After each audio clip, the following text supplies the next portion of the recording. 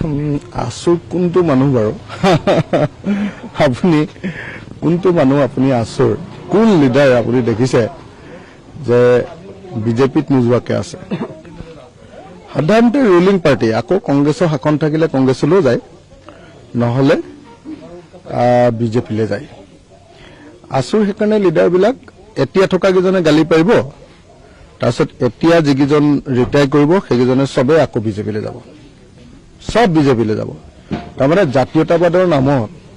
যেতিয়া মানুহে সাম্প্ৰদায়িকতাবাদক সমৰ্থন কৰিব ভিতৰি ভিতৰি হিন্দুত্ববাদক সমৰ্থন কৰিব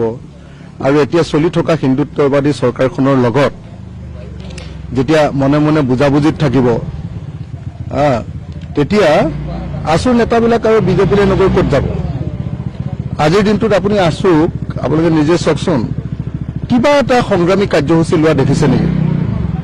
তেওঁলোকে বিজেপি চৰকাৰৰ লগত এক ধৰণৰ বুজাবুজিতে সদায় থাকে সদায় আপুনি দেখিছেনে তেওঁলোকৰ 6 নং দফাৰ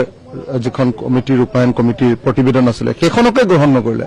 তাৰপিছতো ঘণ্টাৰ পিছত ঘণ্টা দিনৰ পাছত দিন বিজেপিয়ে চৰকাৰৰ লগত হিমন্ত বিশ্ব শৰ্মা অতুল বৰাৰ লগত বহিয়ে থাকে তাৰপিছত কি ক'ব আপুনি গতিকে মই নাভাবো যে শংকৰ বৰুৱাই বিজেপিত যোগদান কৰাটোত অকল শংকৰ বৰুৱাৰ দোষ এইটো আছুৰ জাতীয়তাবাদৰ দোষ আছুৰ জাতীয়তাবাদে যেতিয়া মনে মনে ভিতৰত এটা সাম্প্ৰদায়িকতাবাদ লৈ থাকে আৰু জাতীয়তাবাদৰ নামত এটা সাম্প্ৰদায়িক ৰাজনীতিক সদায় সমৰ্থন কৰি থাকে আৰু হিন্দুত্ববাদৰ প্ৰতি ছফ্ট যেতিয়া জাতীয়তাবাদ হয় তেতিয়া সেই জাতীয়তাবাদী নেতাবিলাকে অৱশেষত গৈ সেই ডাষ্টবিনটোতে পৰিবগৈ